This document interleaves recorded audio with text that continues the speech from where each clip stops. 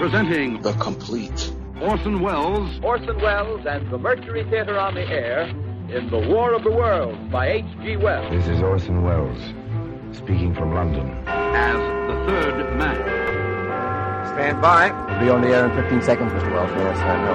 Stand by, everybody. Mercury Theater on the Air presents Orson Welles as Count Dracula in his own version of Bram Stoker's great novel, Dracula. What evil lurks in the hearts of men? The shadow knows.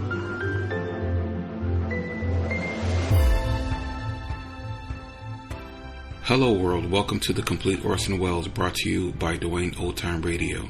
This podcast will feature various classic radio programs ranging mostly from 1936 to 1952 that Orson either produced and directed, was featured on, or starred as a guest. If you enjoy my podcast, you can subscribe to receive notifications of new posts. Subscribing is free and only takes a moment. New episodes are posted weekly. If inclined, please leave a rating and or review on your preferred podcast service. Thank you for your support. Hope you enjoyed the genius of Mr. Welles. We're going to end the month of December. Hope everyone who celebrates any holiday had a very good holiday. We're going to end the month with another different episode like we did last week. This is Orson is Remembered by Friends. This is after he passed away, and many of his friends are interviewed to talk about him and his legacy, including Leonard Maltin, Richard Wilson, who was a member of the Mercury Theater, Peggy Weber, who I believe was also a member of the Mercury Theater, Cliff Thornsdon, who did sound effects for the Mercury Theater, and a host of others. This was recorded in 1988. You know, there's been some talk here tonight about directors as though they were a separate breed. And I'm afraid I have to take exception to that. I believe that directors are all of them actors, just as I believe that most writers are actors. There never was a community of people who got together and said, why don't we have a theater? We need a theater. Where are the actors? That never happened in the history of the world. A few hams got together and said, let's get up on the stage and do something. In the cave, somebody stood up and told a story. Nobody said, let's have a story, until they'd heard a story. You know.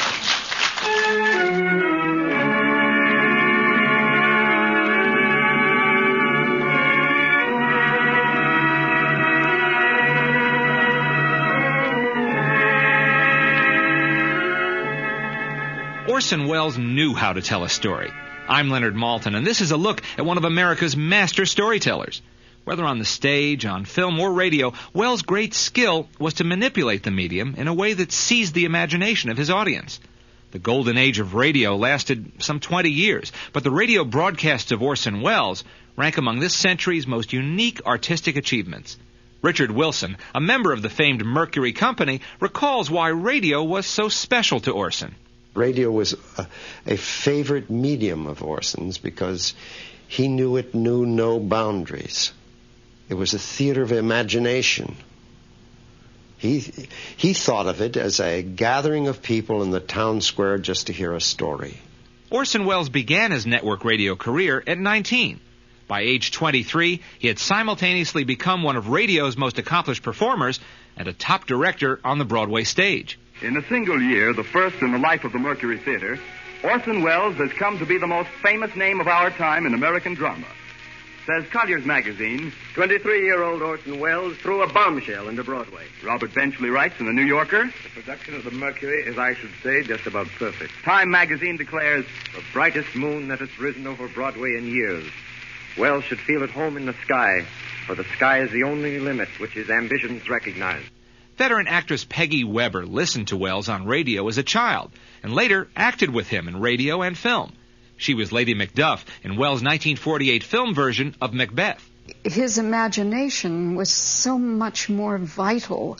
He presented stories in a way that I realize today were moral and yet exciting and stimulating and beautiful. I knew that it was quality. There was nothing on the air like it. There never has been anything on the air like it. There's never been anything as good as Orson Welles' Mercury Theater. Welles' reputation as a boy genius and his flamboyant style made him a formidable figure at this time. The young performer had so many radio and theater commitments, he needed a way to cut through the snarl of Manhattan traffic. After determining it was not illegal, the young Welles hired an ambulance to race him through New York's crowded streets with sirens blaring so he could make his next show on time. Radio and television personality Arlene Francis was a young actress who worked with Welles in the 1930s in both radio and theater. He'd say, I think this would be better if we did it so-and-so and so-and-so, and whoever was the director from NBC or CBS or wherever we did it would bow to his wishes because, after all, he was somebody and he had already accomplished a great deal. But he was very imaginative, and his manner of forcefulness in what he had to say was powerful. I mean, you just had to pay attention, and I think it was one of the first times that radio had heard anybody with that kind of positive, able brilliance in his introduction to a play or into his understanding of the part that he was playing. He was always Orson, I will say that. Very few people argued with Orson about anything, I noticed. Mostly because I wouldn't have dared. But I mean, mostly they just took his word for it, although he was always open to suggestions and talks and so forth. And I remember one time when his first wife, Virginia, said, I don't happen to think that's the right way to do that. And he said, but I do. And she had an ice cream soda in her hand in a container, and she just threw it at him in front of the whole company. He just mopped it up, and they went on working. Welles' first radio series, First Person Singular, began on CBS in the summer of 1938. Its success led to the Mercury Theater on the Air and to the Campbell Playhouse series. In 2 short years, Orson Welles had left his signature on radio forever. Cliff Thornsdon has created sound effects on Campbell's Playhouse. He compares Welles to the conductor of a Philharmonic orchestra, the leader who blended dialogue, music, and sound effects into a seamless symphony. He was aware of the sound, the actor fading in and out. We're fading in with the actor and out. We couldn't stand there and look at our script and do a show. We had to be aware of what we were doing in the next scene because we were watching Orson.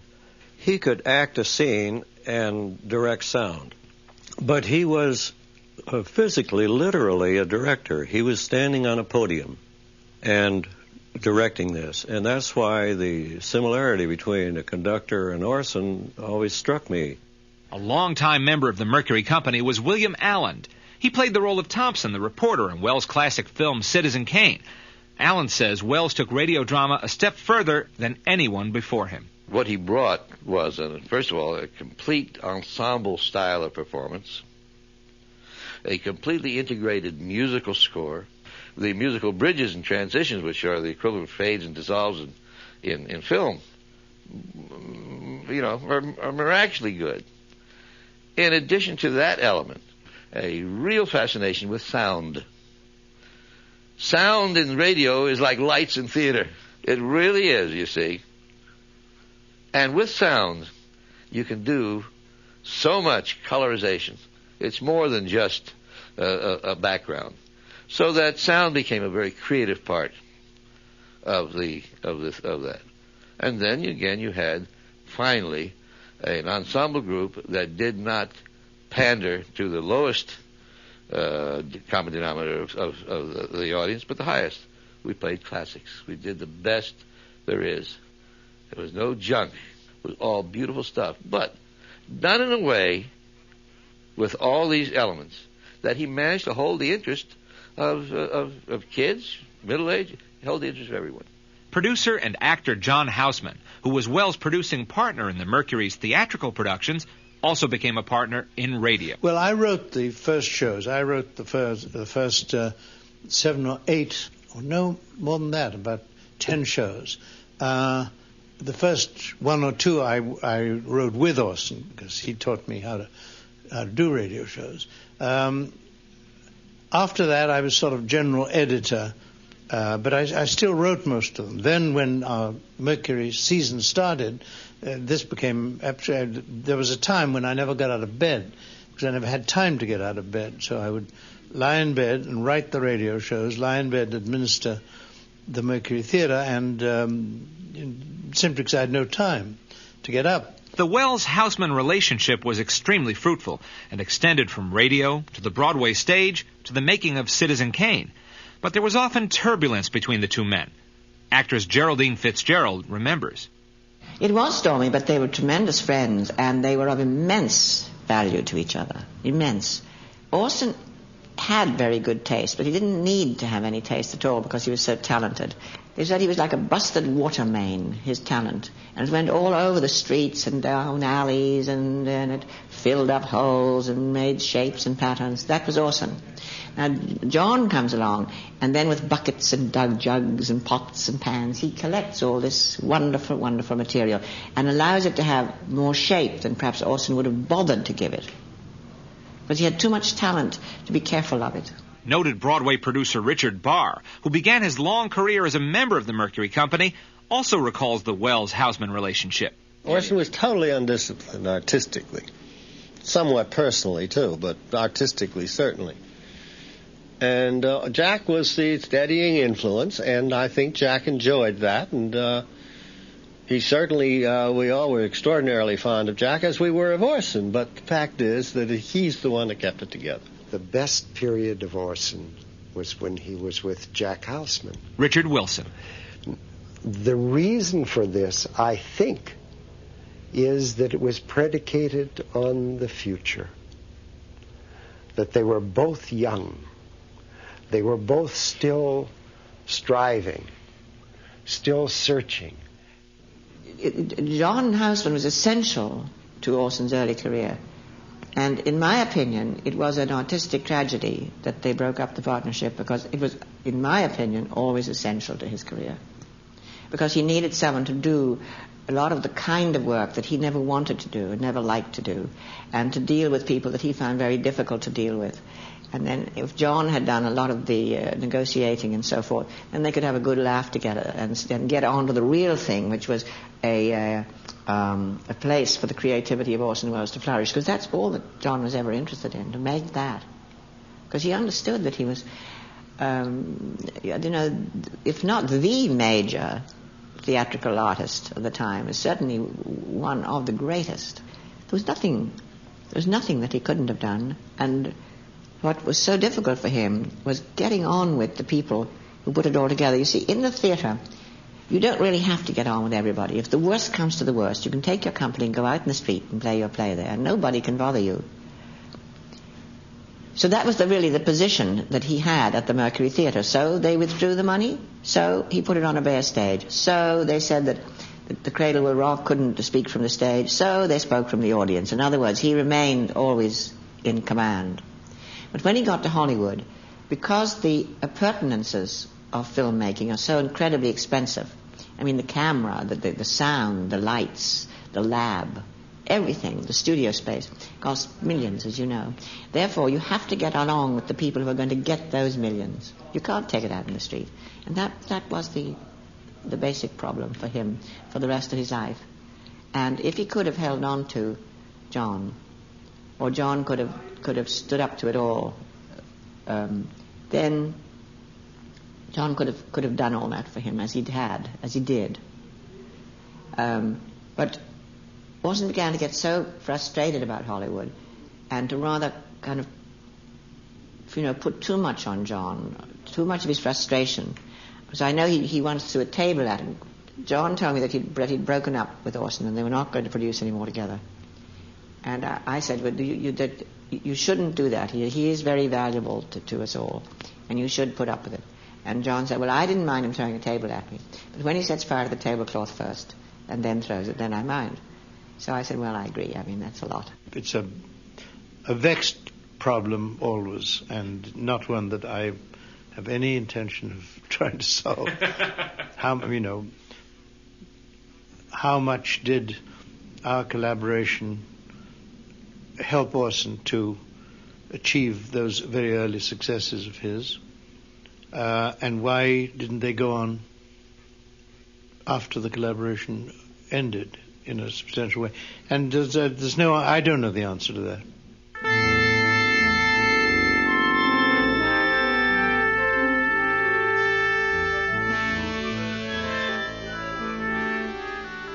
Another valuable Mercury contributor was Bernard Herrmann. Herrmann joined the CBS music department in 1934 and was quickly recognized as a budding musical talent. 4 years later, Herrmann became composer and conductor of the CBS Orchestra on the Mercury broadcasts. It was an assignment that would thrust Bernard Herrmann to musical stardom. In an interview shortly before his death in 1975, Herrmann spoke of Wells. Orson is an improviser. Orson hasn't one way to do anything. It's an ensemble performance. Everybody who works with Orson is part of everything. You're with him at meals, on the holidays. Your life and his become one for the time you work together. Wells was almost a precocious child when you worked with him. It was an instantaneous, intuitive understanding of what should be done. William Allen remembers the Wells-Herrmann relationship. The relationship was effective because Bernard Herrmann was not about, to let Orson compose music for him. That's all. Bernard Herrmann knew exactly what Orson needed, and he delivered what Orson needed. Now, if Orson would ask for something really outlandish, which he could do, we all can, Bernard would twirl his little head with his pipe and say, I don't know how to do that. Great line. I just don't know how to do that, Orson. So Orson had great respect for him because he knew that Bernard could not be intimidated, you see. What Benny did, he would have a whole repertoire of music, and it had wonderful names. I remember there was one for any gruesome effects. There was frozen music. You remember? That was always... And so as the rehearsal went on, he'd say, all right, we use 10 bars of frozen music, and then we'll use that theme and that theme. So it was a matter largely of selection. That doesn't mean that he didn't compose special pieces, but in general, these were pieces that he'd composed, but which were in the so-called repertory. I like to think that both of them, and I use the term genius, I think they both were. I think Bernard Herrmann was. They just seemed to have a relationship that they thought alike, they seemed to. And the only thing I remember about Bernard Herrmann, he was very nervous, and he had a short haircut, and he'd sit there talking to Orson, and he'd twist his hair and pull. Well, I know he didn't pull a hair out every time he did this, but it was a nervous habit, and he was hardly conscious of what he was doing, actually. But it seemed like when they were together, they were just like one. And when we'd finish our rehearsing in the big studio, Orson or somebody would call over to the Brown Derby and order half a dozen pork chops or whatever Orson was going to eat. And they'd come in and put the linen in the music studio with the orchestra. Then Orson would work as much with Bernard Herrmann and his music and the script as he did with the cast. Mercury rehearsals were notorious for their chaotic quality, usually a crisis-like atmosphere. But cast members also remember those times as great fun. In this rare rehearsal recording made in May 1940, we get a glimpse of Wells directing his ensemble cast for a production of Macbeth. Fay Bainter is Lady Macbeth. We have scotched the snake, not killed it. She'll close and be herself, whilst our poor Malice remains in danger of a former tooth. But let the frame of things disjoint. Both the worlds suffer. ere we will eat our meal in fear, and sleep in the affliction of these terrible dreams that shake us nightly. Better be with the dead, whom we to gain our peace have sent to peace, than on the torture of the mind to lie in restless ecstasy. Restless, goddamn son of a bitch. Excuse me, I'm very sorry. All right, once again, restless! You like the season of all nature. Sleep. It will have blood, they say. Blood will have blood. Jesus Christ. I'm terribly sorry. But there's coming to our ears the sound of wild, off-stage laughter. Take them away from and it the isn't door. from here. At least go away from the door, man. Wait a minute. You just broke up a whole record. We can hear you out there.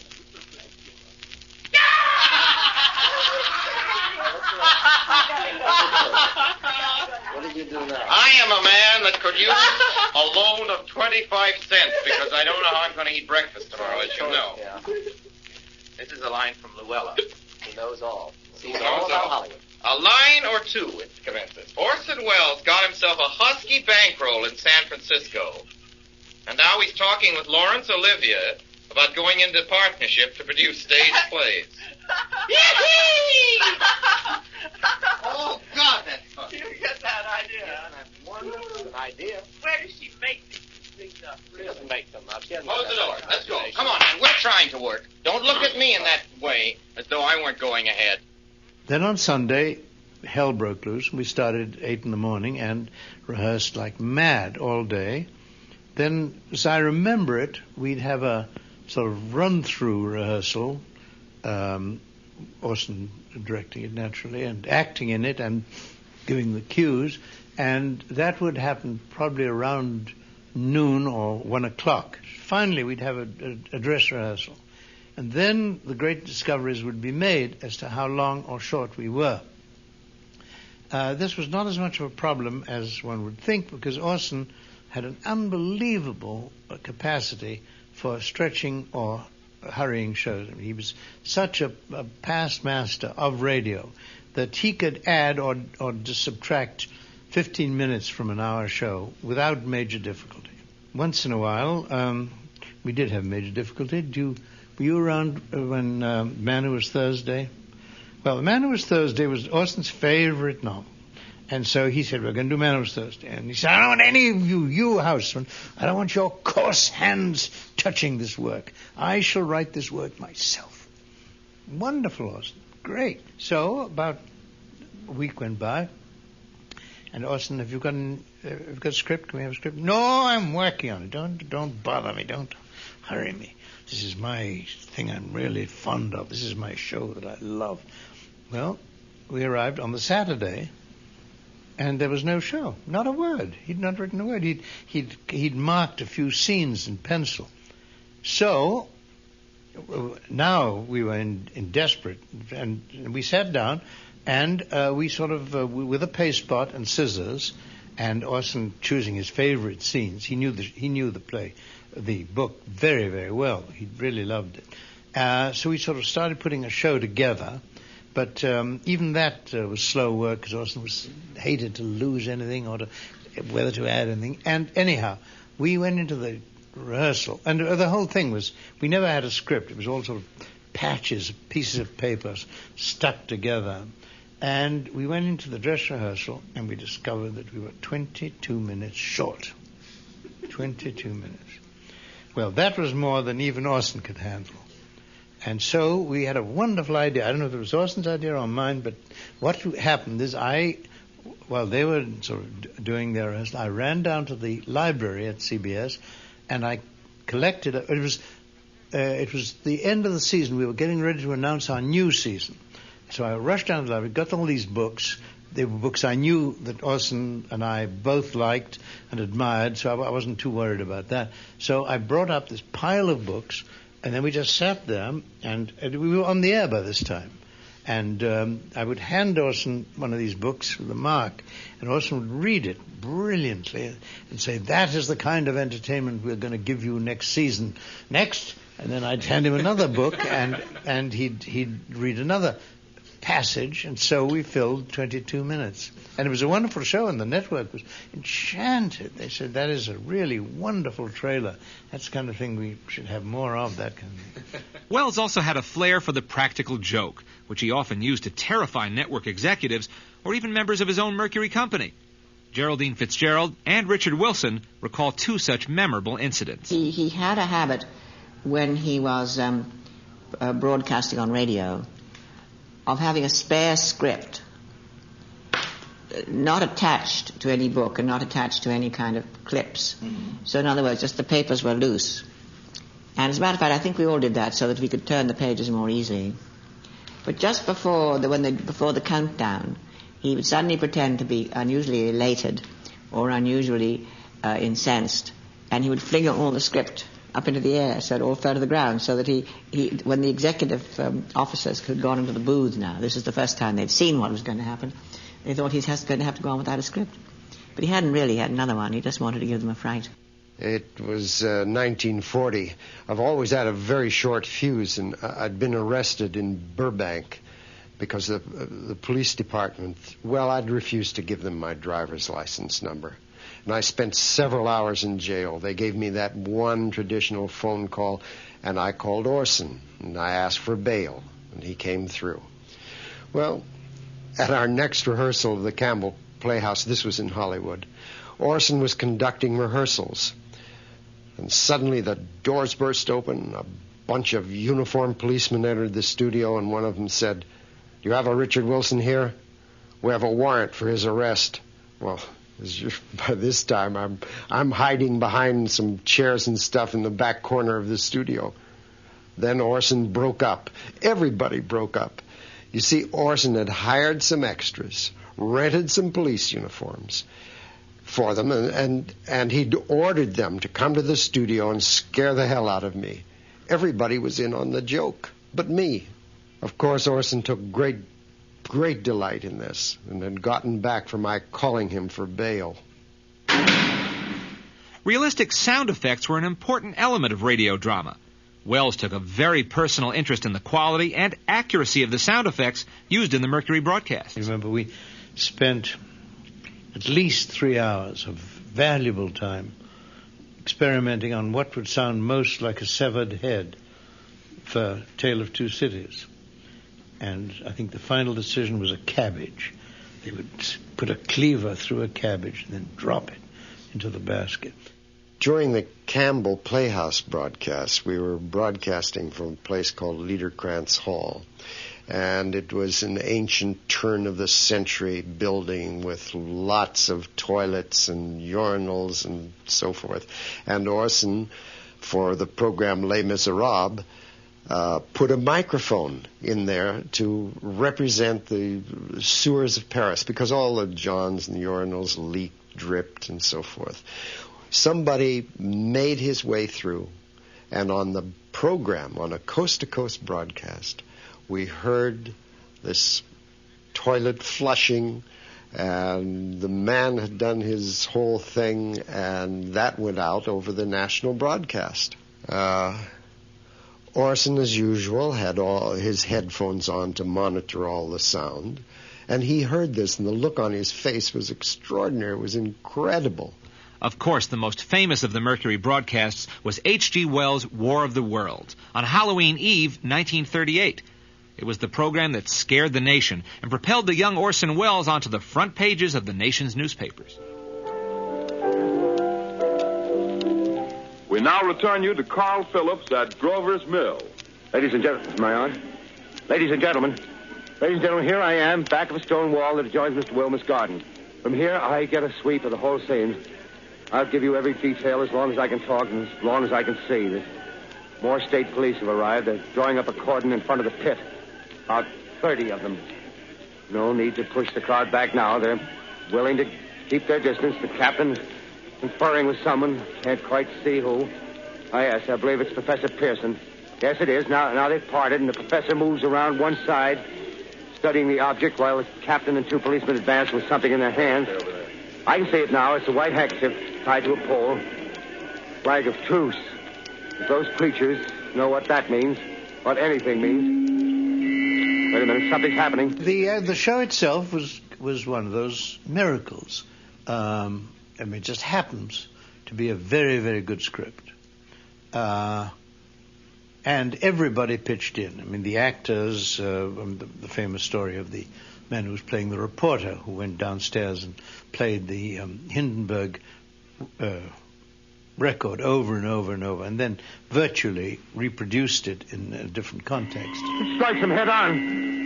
Lord, they're turning into flames. Now the whole field's caught up by the woods, the barns, the gas tanks of the automobiles spreading everywhere. It's coming this way.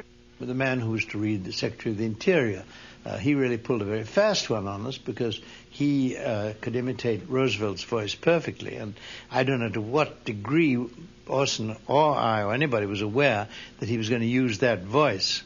But he did, and of course it was one of the most damning and effective things in the show. Citizens of the nation, I shall not try to conceal the gravity of the situation that confronts the country, nor the concern of your government in protecting the lives and property of its people. However, I wish to impress upon you, private citizens and public officials, all of you, the urgent need of calm and resourceful action. But the whole atmosphere in that studio was absolutely electric. I mean, everybody suddenly realized that there was a chance to do a wonderful show, and the verisimilitude of it, of course, was very important, and that was our main preoccupation.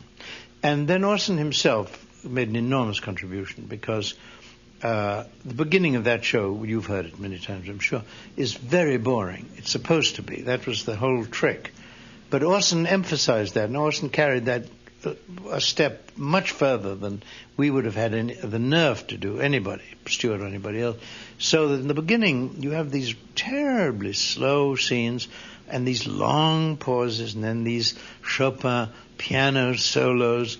And the fact is that by about 13 minutes into the show, something had to happen because the show was so boring that it was not possible that a show would be. And then, very slowly, it started to accelerate, which explains why people believed it. Because the fact is that if you accelerate as cleverly as that, as well as that, people don't notice that suddenly you're covering the incidents that would take a day, and you're covering it in 5 minutes. And that's one of the magic things about radio, that you can create that illusion and that suspension of disbelief. And Orson was largely contributing to that. As War of the Worlds aired, Arlene Francis was in rehearsals for Wells' stage production of Danton's Death. She remembers Wells arriving at the theater after the broadcast. And so we used to rehearse at the theater until, midnight or later. And Orson came from that broadcast, and he burst into the we were all waiting for him, and he burst into the auditorium and said, "I don't know what's going to happen. The police are going to be after me. I know all hell has broken loose now because of the fact that I had this War of the Worlds done so well that they really thought it was going on." And he came in. He couldn't believe the reaction to it. None of us could, But we all stayed there a long time, and he was talking about it, and he was... he said, "It's nothing. They made such a big thing out of nothing. How could they do that? How are people so silly as to believe a thing like that? In the first place, they hear my voice. They don't think I'm going to be the one to announce a war between the worlds." We were opposite Charlie McCarthy. Not the senator, but the wooden doll. That was the other network. And Roosevelt sent a telegram the next day saying this only goes to prove that all intelligent people are listening to Charlie McCarthy. He said that. I was in the control room, and sitting next to the CBS, our supervisor, who's Davidson Taylor, quite a well-known figure later, who ran Columbia Performing Arts. And he got a call and suddenly got up and left rather precipitately.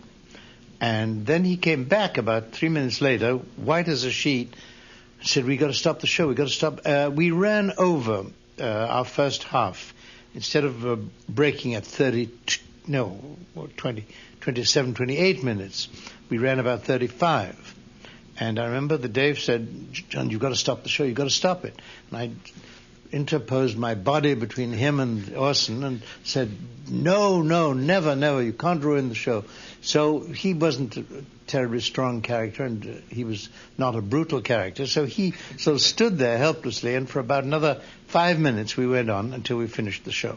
Then as soon as we finished the show, I or David or somebody went up to Orson and said, "Look, you've got to make an explanation because this hell has broken loose, right? And I can't tell you what, but just make an explanation." So he made his set speech, which was all about Halloween. Oh, that was our little Halloween joke, and so on. So, but by then, I'd had calls in the control room from governors of states and not to me, but I mean to the show, saying, "What is this? If this is a joke, we're coming down and we're going to punch you in the nose." I mean, this was some governor of Iowa or somewhere. And then the second half of the show went on. Well, by then, the second half of the show is totally uncontroversial. It's pure H.G. Wells, and it's the two last survivors on the earth after by accident they've survived. But by then, of course, everybody was rushing around. Nobody was listening. And then when it was over, CBS sent dozens of house police into the studio. They snatched all the scripts, and they hustled Orson and me into some room, some back room, and they kept us there for about half an hour. Then the press was released to us, and they behaved dreadfully. But the press was very sore at radio. Radio had displaced them as the prime news medium, and they were very sore. So they made the most of it. They would do things like, well, you've heard about the family of 5 that was killed on the New Jersey highway. Have you heard any more around the country? And they would all pull things like that, so that we believed for the next 2 or 3 hours that we were mass murderers. As the days wore on, the perception of the War of the Worlds broadcast was transformed from a disaster to an artistic triumph. Within weeks, the Campbell Soup Company became Orson Welles' radio sponsor. I guess they figured if Orson could make the War of the Worlds credible and the Martians credible, he could make Campbell's Chicken Soup credible. So we became the Campbell Playhouse. Of all the reasons for Orson Welles' extraordinary success with radio, William Allen feels a key factor was in Welles' own insecurities about his acting ability. I think that when it came to Orson's acting, his first instinctive performance was always better than his 10th rehearsed one, you see. Because after the first he began, he would start listening to himself and doubting himself. He never really had, in my view, real confidence in himself as an actor. He never really felt that he was really a good actor, which is why he felt the most comfortable and the most secure when he was padded with noses and putty and bellies so that the real Orson could be hidden deep in there. His problem was, as an actor, he never learned to or never could do that tremendously difficult juggling act that a great actor can do, which is to have absolute control of a performance and know what you're doing, and at the same time have the passion of it too, you see. And Orson had found it very difficult to be somebody other than Orson, yet at the same time have control of that character. Radio was the only medium that imposed a discipline that Orson would recognize, and that was the clock. When it came time for the Mercury to go on the air, there was no denying it. I can't think of one theater production ever that was not postponed. But radio, he knew every week that clock was ticking. That red light would come on and say, "On the air." And good or bad, right or wrong, boy, that was it. It was the only discipline Orson was able ever to accept.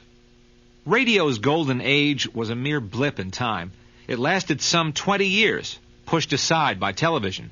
But from this mass medium came something unique, a form of theater that stimulated the individual imagination, that caused the audience to contribute to the storytelling process. Actress Peggy Weber remembers the time when radio was a dominant force in American life. Well, radio was our main source of entertainment. It was our main contact with the rest of the world. It was immediate. It was happening right at the time. We were hearing it live. It was exciting as it is today to see a stage production. And television, I feel, has robbed us of that opportunity to contribute as an audience. Ironically, or perhaps appropriately, Orson Welles never really came to terms with television. When radio drama faded from the American scene, it closed a glorious chapter in Welles' career. Thanks for listening. And until next time, I remain as always, obediently yours.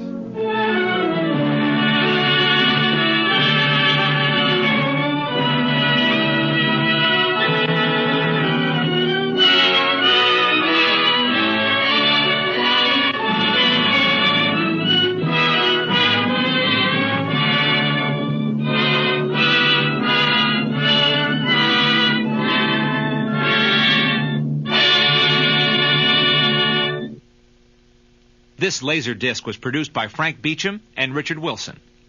The documentary Theater of the Imagination was produced by Frank Beecham. Audio post-production by Digital Magnetics of Hollywood. Original acetate recordings were mastered on digital audio tape by Glenn Simonelli. Those recordings are part of the Orson Welles collection at the Lilly Library, Indiana University. This is Leonard Maltin speaking.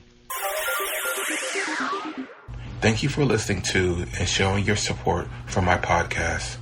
If you would like to receive notifications of when new episodes are posted, please subscribe to my channel. Subscriptions are 100% free, and they really help me get an idea of how I'm doing.